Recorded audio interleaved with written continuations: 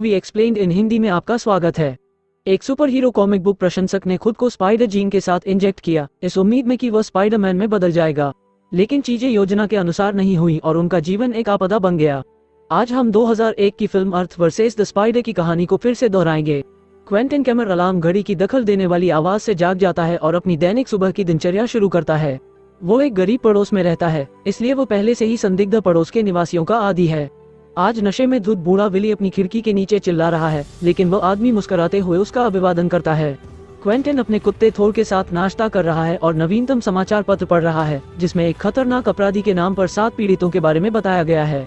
लड़का चाहता है कि वो अपने दम पर बुराई से लड़ सके, लेकिन अभी के लिए उसे केवल सुरक्षा गार्ड की नौकरी ही मिल सकती है। अपार्टमेंट से बाहर निकलने पर वो सीढ़ी पर एक नए पड़ोसी से मिलता है, स्टेफनी नाम की एक सुंदर लड़की।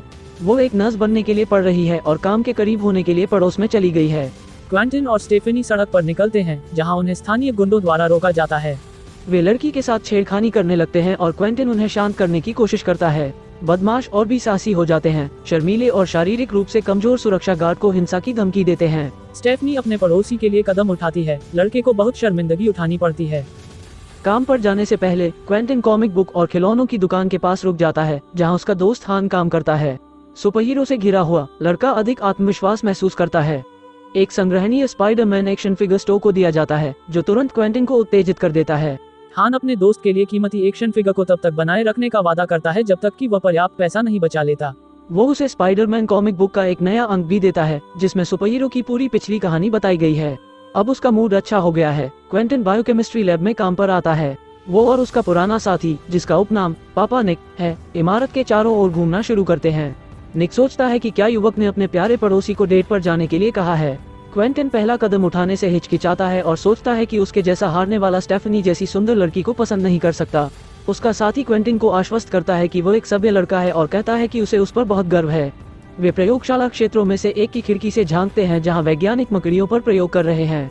दोनों एक परीक्षण विषय के लिए लाल रंग के इंजेक्शन के प्रशासन को देखते हैं। क्वेंटिन मकड़ी के भाग्य में रुचि रखता है, लेकिन वैज्ञानिकों में से एक जिज्ञासु दर्शकों के लिए पर्दा बंद कर देता है। शाम हो जाती है और पहरेदारों की पारी खत्म हो जाती है। क्वेंटिन एक नई कॉमिक बुक पढ़ रहा है, जो निक की अस्वीकृति के लिए काफी है। युवक अपने उम्रदराज साथी को समझाता है कि कॉमिक किताबें उसे कल्पना करने और रंगीन सपने देखने में मदद करती हैं। वो सुपर हीरो मकड़ी के बारे में प्रशंसा के साथ बात करता है, जो लोगों की मदद करता है और खलनायक को नीचे गिराता है। नायक क्वेंटिन के लिए एक प्रेरणा है और वह उसके जैसा बनने की कल्पना करता है। क्वेंटिन अपने आखिरी पहरे पर निकल जाता है, जबकि उसका साथी सुरक्षा कैमरों के माध्यम से ये देखने के लिए पीछे रहता है कि क्या हो रहा है। अचानक उसने देखा कि 2 अज्ञात व्यक्ति एक वैज्ञानिक पर हमला कर रहे हैं और उसे जबरदस्ती प्रयोगशाला में खींच रहे हैं। गार्ड अलार्म बटन दबाता है, लेकिन वो बंद नहीं होता। काली मिर्च स्प्रे से लैस निक खुद बचाव के लिए दौड़ता है। इस बीच क्वेंटिन सुरक्षा कार्यालय में लौटता है और सीसीटीवी फुटेज में देखता है कि एक हथियारबंद अपराधी अपने साथी को बंधक बना रहा है। वो लैब की ओर भागता है, लेकिन 2 पुराने और अधिक अनुभवी पुलिसकर्मियों द्वारा पकड़ा जाता है, जो इमारत में ड्यूटी पर हैं। पहरेदार अंदर आना शुरू कर देते हैं, लेकिन क्वेंटिन एक पुलिस वाले को रोक देता है। कमरे में गोलीबारी शुरू हो जाती है। जब गोलियों की आवाज धीमी हो जाती है, तो क्वेंटिन और ऑफिसर विलियम्स अंदर चले जाते हैं। कार्यालय पूरी तरह से बर्बाद हो गया है और कोई भी प्रतिभागी लड़ाई से बचने में कामयाब नहीं हुआ है। क्वेंटिन निक के पास जाता है और उसका साथी ठीक उसकी बाहों में मर जाता है। अपने से बड़े साथी के गुजर जाने के बाद युवक दुखी है और अपने होश में आने के लिए संघर्ष कर रहा है। अधिकारी विलियम्स उसका सामना करते हैं, इस बात से नाराज है कि निक की बेबसी के कारण उसके साथी की मृत्यु हो गई है। क्वेंटिन ने लड़के के साथी पर इस घटना का परस्पर आरोप लगाया, जिसके लिए अधिकारी विलियम्स उसके साथ लड़ने लगे। उनका टकराव जासूस जैक ग्रिलो द्वारा बाधित किया जाता है, जो अपराध स्थल पर आता है। वो आक्रामक पुलिस वाले को हटा देता है और उसे शांत होने के लिए कहता है। प्रयोगशाला कर्मचारी जासूस को रिपोर्ट करता है कि इमारत में कोई कीमती सामान नहीं है और हमले का उद्देश्य अज्ञात रहता है। ये पता चला है कि जैव रसायन प्रयोगशाला सामूहिक विनाश के हथियारों के प्रतिरोध में अनुसंधान कर रही है और यह एक सुराग साबित हो सकता है। क्वेंटिन के लिए स्थिति एक भयानक तरीके से खेलती है। अपने कर्तव्यों का पालन करने में विफल रहने पर प्रबंधन उसे निकाल देता है। रिपोर्टर घटनास्थल पर दिखाई देते हैं। उनमें से एक का पैर लैब से निकली मकड़ी पर पड़ जाता है, लेकिन उसे कोई नुकसान नहीं होता। सुर्खियों के भूखे पत्रकारों ने क्वेंटिन को इस घटना का मुख्य अपराधी बताया। जिस तनाव से वह गुजरा है, उसके कारण उस व्यक्ति को आवाज संबंधी मतिभ्रम होने लगता है, जो उसे बर्बाद प्रयोगशाला में बुलाता है। वो उस कमरे में जाता है जहाँ मकड़ी का प्रयोग किया जा रहा था। मकड़ी को इंजेक्ट करने वाली मशीन तक जाता है और अपना हाथ सिरिंज के नीचे रखता है। एक अज्ञात लाल रंग का पदार्थ उसके डीएनए में प्रवेश करता है और थोड़ी देर के लिए होश खो देता है। अगले दिन स्टेफनी ने नोटिस किया कि उसके रूममेट के अपार्टमेंट में अलार्म घड़ी अभी भी बज रही है। इससे लड़की को थोड़ी चिंता होती है क्योंकि वे आमतौर पर एक ही समय पर काम पर जाती हैं। इस बीच क्वेंटिन का अपार्टमेंट अस्त व्यस्त है। उसकी चीजें फर्श पर बिखरी पड़ी हैं और वो खुद बर्फ से भरे बाथटब में नंगा सोता है। देर रात स्टेफनी काम से लौटती है और अपने दरवाजे पर क्वेंटिन के बारे में एक लेख के साथ अखबार पाती है। लड़के की भलाई के बारे में चिंतित वो उसकी देखभाल करने का फैसला करती है। उसके पड़ोसी के अपार्टमेंट का दरवाजा खुला है और वो अंदर जाती है। उसे अंदर की स्थिति अजीब लगती है। रेफ्रिजरेटर पूरी तरह से खुला है और सुबह से ही अलार्म घड़ी बज रही है। थोर बाथरूम के दरवाजे की ओर इशारा करता है और स्टेफनी कुत्ते का पीछा करती है। टब में लाल तरल के अंश पाकर लड़की भयभीत है। क्वेंटिन अचानक दरवाजे के पीछे से प्रकट होता है, लड़की को और भी डराता है। युवक उसे अपना संस्करण बताता है कि क्या हुआ था। वो अभी भी अच्छा महसूस नहीं कर रहा है, इसलिए स्टेफनी उसे चिकित्सा प्रदान करती है। आदमी के घावों का इलाज करते समय नर्स ने उसके हाथ पर छेद का निशान देखा। वो ये सोचकर घबरा जाती है कि वो दवा वापसी से पीड़ित है, लेकिन क्वेंटिन ने उसे भरोसा दिलाया कि वो बस गुस्से में था और गलती से लैब में खुद को किसी चीज से चुभ गया था। स्टेफनी शांत हो जाती है और अपने साथी के खोने के लिए अपने पड़ोसी को सांत्वना देती है। क्वेंटिन स्वीकार करता है कि वो निस्सहाय होकर अच्छा करने वाला बनकर थक गया है और वास्तव में बदलना चाहता है। इससे पहले कि वो अपने स्थान पर जाती, स्टेफनी अपने पड़ोसी को संकेत देती है कि उसे उसके जैसे अच्छे लड़के पसंद हैं। क्वेंटिन प्यार से मुस्कुराता है, लेकिन जल्द ही एक नए दर्द का दौरा पड़ जाता है। क्वेंटिन सुबह देर से उठता है और उसे बहुत भूख लगती है। वो रेफ्रिजरेटर में रखा सारा मांस निकाल लेता है और बाद में पके हुए भोजन का बड़े चाव से सेवन करता है। उस शाम बाद में वो काले रंग के कपड़े पहनता है और बार में जाने से पहले एक साथ अपनी और अपने साथी की तस्वीर को उदास होकर देखता है जहां पुलिस वाले घूमना पसंद करते हैं। वहां वो अधिकारी विलियम्स पर नजर रखता है, जो किसी गोरी लड़की के साथ अच्छा समय बिता रहा है। बारटेंडर क्वेंटिन के हाथ पर एक असामान्य टैव देखता है और अपने टैव के बारे में भावुक होकर बात करना शुरू कर देता है। टैव पर मकड़ी के जाले जैसी दिखने वाली काली रेखाओं को देखकर वो व्यक्ति हैरान रह जाता है। वो बारटेंडर से पूछता है कि क्या अधिकारी विलियम्स महिला के साथ बार छोड़ने की योजना बना रहे हैं। वो आदमी युवक से कहता है कि वो अपने बुरे स्वभाव के कारण पुलिसकर्मी के चक्कर में न पड़े। बारटेंडर उसे ये भी बताता है कि गोरी का एक पति है और वो जैक ग्रिलो है। अफवाह यह है कि जासूस का न तो उसकी पत्नी और न ही उसके साथी पुलिस द्वारा सम्मान किया जाता है, जो सोचते हैं कि वो एक मूर्ख है। 6 महीने पहले एक अपराधी ने ग्रिलो के साथी को निकाल लिया और वो उस पर वापस गोली नहीं चला सका। क्वेंटिन किसी अन्य की तुलना में उस भावना से अधिक परिचित है। जैक ग्रिलो खुद बार में चलता है। वो विलियम्स की टेबल के पास जाता है और अपनी पत्नी को घर जाने के लिए कहता है। पति और प्रेमी एक मौखिक विवाद में पड़ जाते हैं, जिसमें वे अपने भागीदारों के निधन पर एक दूसरे को पाने की कोशिश करते हैं। विवाद का अंत जासूस द्वारा अपनी पत्नी को जबरन बार से हटाने के साथ होता है। विलियम्स तुरंत दूसरी लड़की के साथ संबंध बनाता है और क्वेंटिन हमले के लिए पुलिसकर्मी के खिलाफ जवाबी कार्रवाई करने में संकोच करता है और बार से बाहर चला जाता है। हालांकि जल्द ही उसे अपनी नई क्षमताओं को परखने का मौका मिलता है। स्टेफनी काम से घर लौटती है और देखती है कि कोई उसका पीछा कर रहा है। जैसे ही वो अपने अपार्टमेंट में प्रवेश करने वाली होती है, एक अज्ञात खलनायक उसे पकड़ लेता है और उसे फर्श पर गिरा देता है। लड़की सख्त विरोध करने की कोशिश करती है, लेकिन खलनायक उससे कहीं ज्यादा मजबूत है। दरवाजे पर क्वेंटिन का ध्यान एक बेघर आदमी विली से लगता है, जो कार खरीदने के लिए पैसे उधार लेने के लिए कहता है। अचानक उसे अपने पूरे शरीर से आभास होता है कि घर के अंदर कुछ बुरा चल रहा है। उसे प्रवेश द्वार के फर्श पर अपने पड़ोसी की चाबियां मिलती हैं और वह उसकी सहायता के लिए दौड़ता है। इस बीच खलनायक स्टेफनी को मारता है और उसके कपड़े उतारने लगता है। क्वेंटिन उसे अपनी योजना को पूरा करने से रोकता है और एक ही चाल से अपराधी को कुछ मीटर दूर फेंक देता है और अपने शरीर के साथ अगले अपार्टमेंट का दरवाजा तोड़ देता है। स्टेफनी धीरे धीरे ठीक होने लगती है। उसके रक्षक एक अज्ञात महानायक बने रहना पसंद करते हैं, इसलिए वो तुरंत आग से बचने के लिए नीचे भागता है। क्वेंटिन ने देखा कि उसके हाथ पर बना टैव और भी बड़ा होता जा रहा है। जासूस जैक ग्रिल के नेतृत्व में पुलिस घटनास्थल पर पहुंचती है। वे स्थापित करते हैं कि खलनायक की गर्दन शक्तिशाली फेंक से टहनी की तरह टूट गई है। ग्रिलो स्टेफनी से पूछताछ करता है कि क्या हुआ था, लेकिन लड़की को अपने बचाने वाले का चेहरा याद नहीं है। क्वेंटिन अपने अपार्टमेंट के दरवाजे पर दिखाई देता है और लड़की उसकी बाहों में चली जाती है। आंसुओं में वो युवक को बताती है कि क्या हुआ था और अपने बचावकर्ता को एक सच्चे नायक के रूप में वर्णित करती है। अपने घर लौटते हुए क्वेंटिन अंत में अपनी भावनाओं को बेतरतीब होने देता है। वो अपनी असीम नई शक्ति से रोमांचित है। उसका सपना सच हो गया है। वो अपने पसंदीदा सुपर हीरो की तरह बन गया है। हुआ जैक ग्रिलो घर लौटता है और अपनी पत्नी को नए अपराध के बारे में बताता है। पछतावा है कि उसने खुद अपराधी को बाहर नहीं निकाला और कोई अज्ञात नायक अब शहर में बुराई से छुटकारा पा रहा है। जासूस अपनी पत्नी को चीजों को ठीक करने की कोशिश करने की पेशकश करता है, लेकिन वह लंबे समय से सो रही है, बेहोशी की हद तक नशे में है।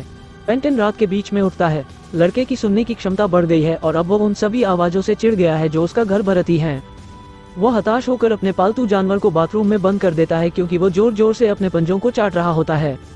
रात की नींद हराम करने के बाद सुबह वो आदमी स्पाइडरमैन कॉमिक्स को फिर से पढ़ने का फैसला करता है ताकि पता लगा सके कि सुपर हीरो कैसे बनता है। क्विंटिन जो सबसे पहला काम करता है वो है उसके विशाल टेव और उसके नए सुडौल शरीर की प्रशंसा करना। फिर अपनी मूर्ति की तरह वो दालान में एक निगरानी कैमरा स्थापित करता है। वो अपने मकड़ी के जाले वाले बिस्तर को बदलने के लिए अपने कमरे में एक झूला भी लटकाता है।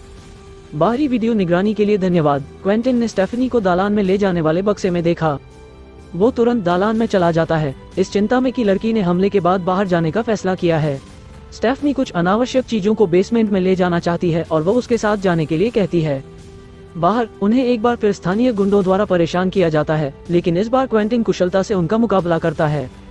स्टेफनी लड़के की हरकतों से मोहित हो जाती है और वह अपने पड़ोसी के प्रति और भी अधिक सहानुभूतिपूर्ण हो जाती है। क्विंटिन उससे अपनी भावनाओं का इजहार करना चाहता है, लेकिन गलती से उसका सामान गिर जाता है। ये पता चला है कि स्टेफनी सुपरहीरो कॉमिक्स से भी प्यार करती है और उसने और क्विंटिन ने जितना सोचा था उससे कहीं अधिक आम है। साथ में एक रोमांटिक पल के बाद लड़का अपने चेहरे पर मुस्कान के साथ सो जाता है। अगले दिन क्विंटिन अपने नए व्यक्तित्व में हैन के स्टोव पर आता है। उनका ध्यान श्वेत श्याम फिल्म पृथ्वी बनाम स्पाइडर की ओर खींचा जाता है, जहां एक विशाल मकड़ी एक कार में रक्षाहीन लोगों पर हमला करती है।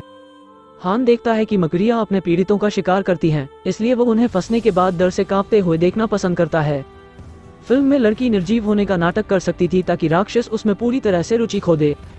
क्विंटिन एक दोस्त को बताता है कि उसने महाशक्तियां विकसित कर ली हैं, लेकिन हान को इस पर विश्वास नहीं है।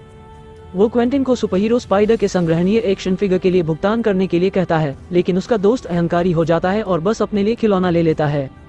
घर पर क्विंटिन को मतिभ्रम होता है और वह भोजन से बीमार हो जाता है। आदमी रात के बीच में सचमुच लटकता हुआ उठता है। वह असली स्पाइडरमैन की तरह अपने सीने से मकड़ी के जाले फोड़ना शुरू कर देता है। वो अपनी नई क्षमताओं का परीक्षण करने का निर्णय लेता है और अपने वेब के साथ अपार्टमेंट में विभिन्न चीजों को कवर करता है। वह आदमी यही नहीं रुकता है और अपने कुत्ते थोर को चिपचिपे धागों से स्थिर करने का फैसला करता है। क्विंटिन भयभीत पालतू जानवर से माफी मांगता है, लेकिन फंसे हुए कुत्ते को देखकर भूख का भयानक एहसास उसे अभिभूत कर देता है। यह महसूस करते हुए कि वो थोर को चोट पहुंचा सकता है, युवक आतंक में घर से बाहर भागता है। वो बेहोशी की हालत में सड़कों पर दौड़ता है, लेकिन उसकी भूख और बढ़ जाती है। अंत में वो एक सुविधा स्टोर पर पहुंचता है, जहां वो देखता है कि क्लर्क पर एक अज्ञात हमलावर ने हमला किया है। अपराधी को सजा देने के लिए उत्सुक वो अविश्वसनीय बल के साथ उसे शराब की अलमारियों पर पटक देता है। सेल्सगर्ल खलनायक के निर्जीव शरीर की ओर भागती है, आंसुओं को रोक लेती है। ये पता चला है कि वो अपराधी की प्रेमिका है और क्विंटिन को धन्यवाद देने के बजाय पुलिस को रिपोर्ट करने जा रही है। उसकी चीखों से थककर नया मिला स्पाइडरमैन एक जाल बनाता है और लड़की को स्थिर कर देता है। क्विंटिन का शरीर बदलना जारी है और वह ये जानकर भयभीत है कि उसका हाथ पंजे में बदल रहा है। ऑफिसर विलियम स्टोर में घुस जाते हैं और क्विंटिन उनसे बक्सों के बीच छिप जाता है। दुकान वाली लड़की को पीछे पाकर पुलिसकर्मी उससे ये जानने की कोशिश करता है कि क्या हुआ था। क्विंटिन अब खुद को रोक नहीं पाता और पुलिसकर्मी पर हमला करता है और उसे घसीट कर ले जाता है। सुबह स्टेफनी ने थोर को अपने दरवाजे के बाहर देखा। क्विंटिन का एक नोट उसके कॉलर से जुड़ा हुआ है, जिसमें उसके पड़ोसी से अस्थायी रूप से अपने पालतू जानवरों की देखभाल करने के लिए कहा गया है। चिंतित लड़की क्विंटिन से संपर्क करने की कोशिश करती है, लेकिन कोई भी उसका जवाब नहीं देता। थका हुआ युवक बिस्तर पर लेटा है और सुरक्षा कैमरे पर अपनी प्रेयसी को देखता है। वो चाहता है कि वो उसे अपनी स्थिति के बारे में बता सके, लेकिन चिंता है कि लड़की उस राक्षस से डर जाएगी जिसे वो बदल रहा है। उसी समय आदमी के सूजे हुए पेट में कुछ सक्रिय रूप से पच रहा है। अपराध स्थल पर उन्हें सेल्सगर्ल के बॉयफ्रेंड का कठोर शरीर मिलता है। वो ऐसा दिखता है जैसे उससे उसका जीवन चूस लिया गया हो। जैक ग्रिलो और जांच दल ने स्टोर के चारों ओर देखा और दीवारों पर मकड़ी के जाले के अवशेष मिले। चौकस जासूस ने कदमों पर लाल तरल की बूंदों और लापता अधिकारी विलियम्स के नाम टैग को नोटिस किया। बची हुई सेल्सगर्ल पुलिस को भरोसा दिलाती है कि उन पर एक लड़के ने हाथ के बजाय पंजे से हमला किया था। रात के बीच में क्विंटिन फिर से जाग जाता है और उसके मसूड़ों में तेज दर्द होता है। वह आईने में अपना मुंह देखता है, जिसमें से मकड़ी का डंक धीरे धीरे निकल रहा है। क्विंटिन नए परिवर्तन से चौंक जाता है और आतंक में चिल्लाता है। उसके चिल्लाने पर स्टेफनी दौड़कर अंदर आती है और जोर देकर कहती है कि लड़का उसके लिए दरवाजा खोल दे। उनके बीच एक मार्मिक बातचीत होती है। क्विंटिन उस लड़की से पूछता है कि क्या वो उसके साथ डेट पर जाने के लिए सहमत होगी। भ्रमित स्टेफनी कबूल करती है कि वह लंबे समय से उसके साथ डेट पर जाना चाहती थी और अपने पड़ोसी के आने का इंतजार कर रही थी। वह क्विंटिन से अभी एक रोमांटिक शाम बिताने के लिए कहती है, लेकिन लड़का दर्द से कहता है कि बहुत देर हो चुकी है और लड़की को भगा देता है। वह उसे स्वीकार नहीं कर सकता कि वह एक राक्षस में बदल रहा है और प्रक्रिया अजेय है। फिर भी सुबह क्वेंटिन अपनी सामान्य अवस्था में उठता है। उसे उम्मीद है कि वह अपनी महाशक्तियों को नियंत्रित कर सकता है और एक मकड़ी में बदल सकता है। लेकिन शाम तक वो आदमी फिर से भूखा हो जाता है और खाने की तलाश में पूरे अपार्टमेंट को कूड़ा कर देता है। स्टेफनी अपने पड़ोसी को दीवार से चिल्लाते और पीटते हुए सुनती है, लेकिन यह नहीं जानती कि उसकी मदद कैसे की जाए। जल्द ही क्वेंटिन को अपनी भूख मिटाने का तरीका मिल जाता है। वह आदमी गुंडों को घर के तहखाने में ले जाता है और उन्हें रात के खाने के लिए खाता है। जैक ग्रिलो की पत्नी अपने प्रेमी के लापता होने से दुखी है। वो अपने पति के पैरों पर गिर जाती है और अधिकारी विलियम्स को खोजने के लिए उससे विनती करती है। महिला को यकीन है कि जासूस उसके प्रेमी के ठिकाने को जानता है और जानबूझकर उसे सबसे छिपा रहा है। निराश ग्रिलो अपनी बेवफा पत्नी को छोड़ देता है और वह उसके सामने एक गिलास फेंकती है। जासूस क्वेंटिन के घर पर आता है और तहखाने के पास रेलिंग पर एक बड़ा जाल पाता है। वो विश्लेषण के लिए नमूने लेता है और उन्हें रसायन विज्ञान प्रयोगशाला में ले जाता है जहां क्वेंटिन काम करता था। अनुभवी जासूस ग्रिलो इस बात से परेशान है कि लैब का प्रबंधन वहां किए जा रहे शोध को बेहद गोपनीय रखता है। तलाशी वारंट की धमकी के तहत वो लैब के प्रमुख को पूरी सच्चाई बताने के लिए मजबूर करता है। आदमी स्वीकार करता है कि वैज्ञानिक मकड़ियों पर प्रयोग कर रहे हैं, उनकी पुनः उत्पन्न करने की क्षमता की जांच कर रहे हैं और जितना संभव हो उतना शिकार मिटाने की उनकी अदम्य इच्छा है। हालांकि उन्होंने अभी तक मनुष्यों में मकड़ी पदार्थ का इंजेक्शन नहीं लगाया है और यह नहीं कह सकते कि इसके क्या परिणाम हो सकते हैं। स्टेफनी यह पता लगाने की असफल कोशिश करती है कि क्वेंटिन को क्या हो रहा है। लड़का एक भयानक स्थिति में है और उसे अपने आगे के परिवर्तनों को रोकने में कठिनाई हो रही है। लड़की के जाने का इंतजार करने के बाद वह बाहर जाता है और हान के स्टोव में घुस जाता है। अपनी प्रवृत्ति को दबाने के लिए क्वेंटिन अपने दोस्त से हिलने डुलने के लिए कहता है। वह एक्शन फिगर के लिए हान को उसके पैसे वापस देता है और अपने दोस्त से कहता है कि वह उसे अपने पसंदीदा सुपर हीरो की कमजोरी याद दिलाए। हान कहते हैं कि एवेंजर स्पाइडर के पास एक इंसानी दिल होता है। अगर यह धड़कना बंद कर दे तो सुपर हीरो भी इस दुनिया से चला जाएगा। जानकारी मिलने पर क्वेंटिन अपने दोस्त को खाने की मजबूरी को दबाते हुए वहां से चला जाता है। जासूस जैक ग्रिलो बार में बैठा है, काम में अपनी असफलताओं और अपनी पत्नी के साथ अपने अलगाव के बारे में उदास है। अपने दुख को शराब में डुबाने के बाद वह अपनी जांच जारी रखने का फैसला करता है और फिर से क्वेंटिन के घर जाता है। अब तक लड़का लगभग पूरी तरह एक राक्षस में बदल चुका था। क्वेंटिन के जवाब का इंतजार किए बिना वो अपनी कार में वापस चला जाता है। ग्रिलो को संदेह है कि वेब नमूनों में मानव डीएनए हो सकता है, लेकिन उनके सहयोगियों ने इसे विश्लेषण के लिए लेने से इनकार कर दिया। पुलिस अधिकारियों में से एक जासूस को चेतावनी देता है कि वे उसे केस से बाहर करना चाहते हैं। पूरे समय के दौरान ग्रिलो का उसकी पत्नी द्वारा पीछा किया जाता है, इस उम्मीद में कि वह उसे अधिकारी विलियम्स के पास ले जाएगा। जासूस अपनी पेशेवर प्रवृत्ति पर भरोसा करने का फैसला करता है और क्वेंटिन के घर के तहखाने में प्रवेश करता है। अंदर उसे एक भयावह तस्वीर मिलती है। कमरा मकड़ी के जाले मानव पीड़ितों के साथ कोकून से भरा है। पीड़ितों में से एक चलता रहता है और यह पता चलता है कि अपराधी ने अधिकारी विलियम्स को जीवित छोड़ दिया है। ग्रिलो पुलिस वाले को उसके कैद से बाहर निकालने की कोशिश करता है, लेकिन उसी समय उसकी पत्नी तहखाने में घुस जाती है और जासूस उससे विचलित हो जाता है। विलियम्स ने खुद के सिर में गोली मारने का फैसला किया। मिसेज ग्रिलो को क्वेंटिन खींचकर ले जाता है। जासूस हमलावर को भगा देता है, लेकिन तब तक बहुत देर हो चुकी होती है। उसकी पत्नी का देहांत हो जाता है। इस बीच स्टेफनी घर लौटती है और देखती है कि दूसरी मंजिल की खिड़की टूट गई है। लड़की पूरे हॉल में क्वेंटिन के छायाचित्र को देखती है।